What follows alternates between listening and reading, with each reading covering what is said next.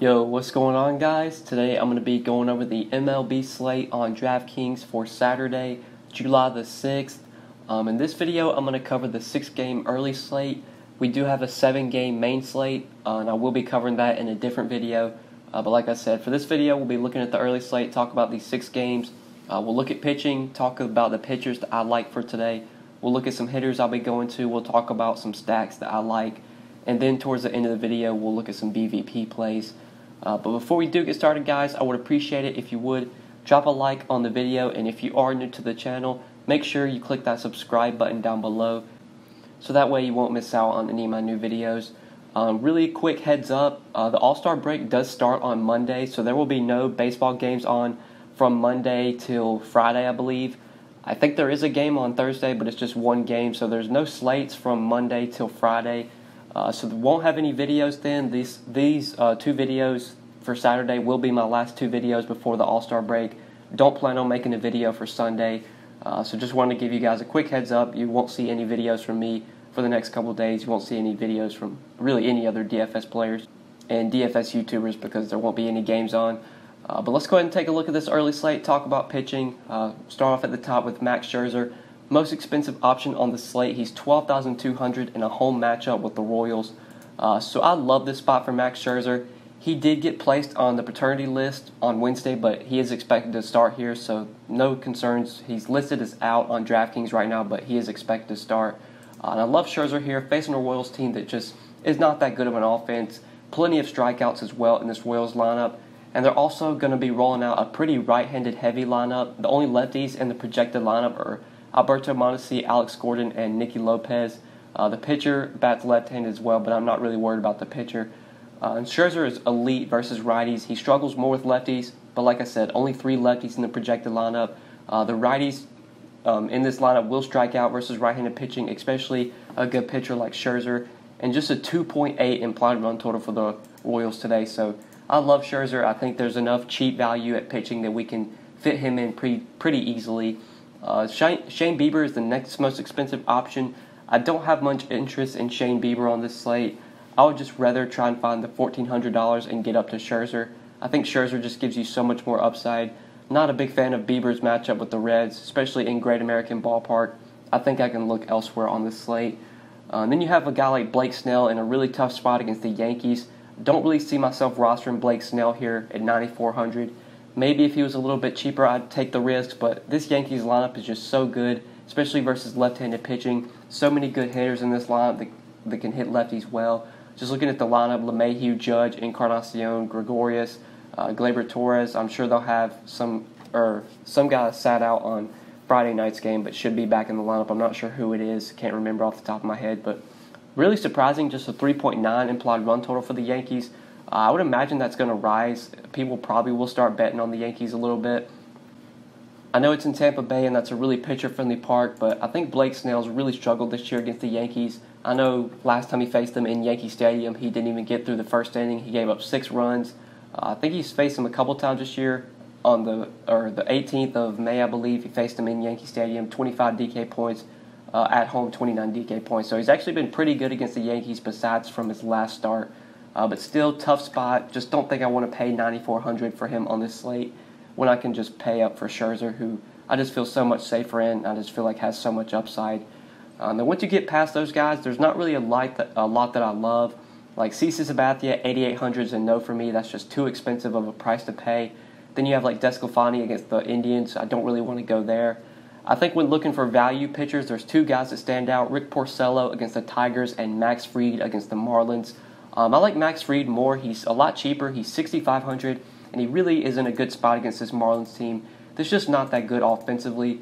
They are going to be rolling out a lot of righties. They can roll out a right-handed heavy lineup, which isn't great for Fried. He's much better against lefties than righties, but still the righties that they're going to be rolling out are not very good hitters in general. And it's a low total for the Marlins, a 3.8 implied run total. Pretty heavy favorite. Fried is at minus 193.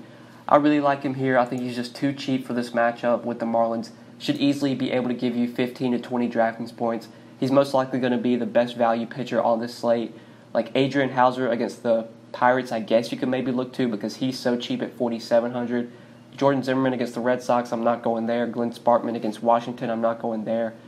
Really, the value pitchers I like are Porcello, Fried, and then maybe a little bit of Hauser. But I think I'm going to be playing mostly Scherzer and Fried. Those are going to be the two guys I roster the most on this early slate. But let's go ahead and talk about some hitters now. So I do want to focus on the Nationals here versus Glenn Sparkman. 5.8 implied run total. I really like the Nats here. They do have some value in their lineup as well. Adam Eaton projected about second. It's only 3,900. I think he's a really good value play today, especially if you're stacking the Nationals. You're not going to want to leave him out of your stacks just because of how cheap he is. So Eaton's still a guy that has a little bit of power, has a little bit of speed as well. 6 stolen bases on the year, 6 home runs as well. Glenn Sparkman's just been terrible this year, been giving up a ton of home runs to both sides of the plate. I think you can roster pretty much any Nationals hitter here. I think they're in a great spot.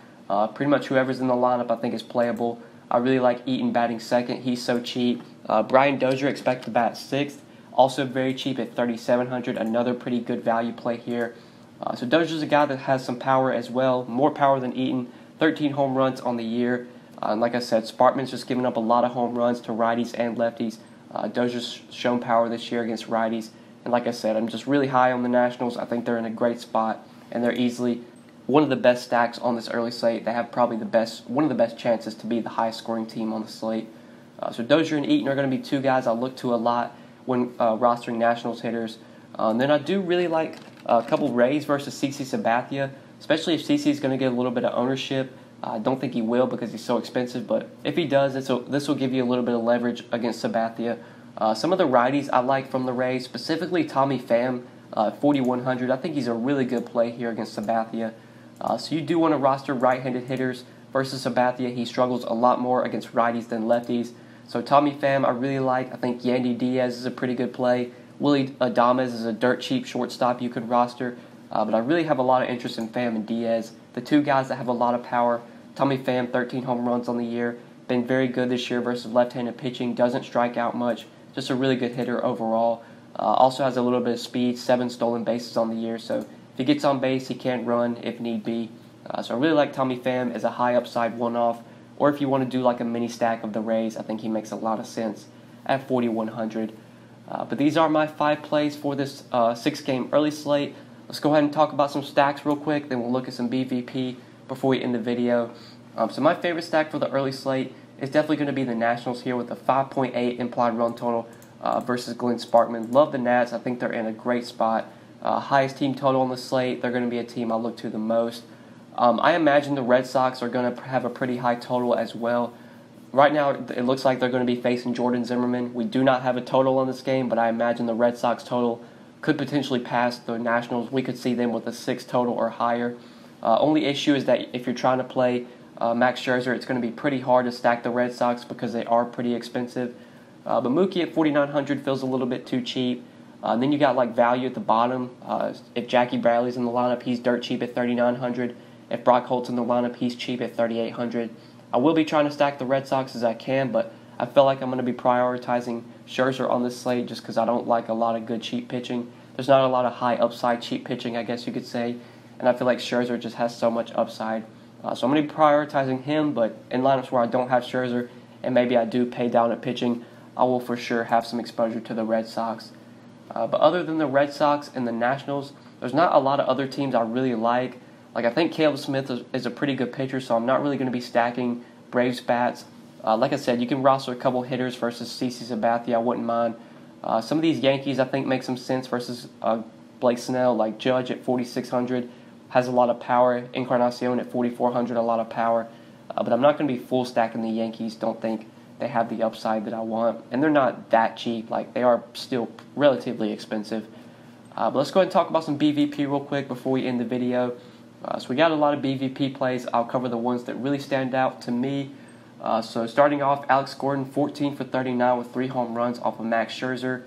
Gordon Beckham, 15 for 34 with a home run off Rick Porcello. Also, Castellanos has gone 4 for 10 with 2 home runs. Gary Sanchez, 5 for 15 with 4 home runs off of Blake Snell. And then a lot of these Rays have hit Sabathia well. Willie Adames, 4 for 14 with the home run. Tommy Pham, 3 for 10. Kevin Kiermaier, 5 for 16 with 2 home runs. And lastly, Mike Zunino gone 5 for 11 with the home run off of Sabathia. So those are all the BVP plays that I got for this early slate, guys. I think that is it for the video. Hopefully you did enjoy this video, and hopefully it did help you. If you enjoyed, make sure you click that like button down below, and make sure you subscribe if you have not already. And if you do have any questions, feel free to leave them down in the comment section below, or like always, you can hit me up on Twitter at the DFS_GOAT if you do have any questions. But yeah, guys, that's pretty much it. Thank you so much for watching. I really appreciate it. I hope you enjoyed the video, and we will see you in the next one. Good luck. Peace.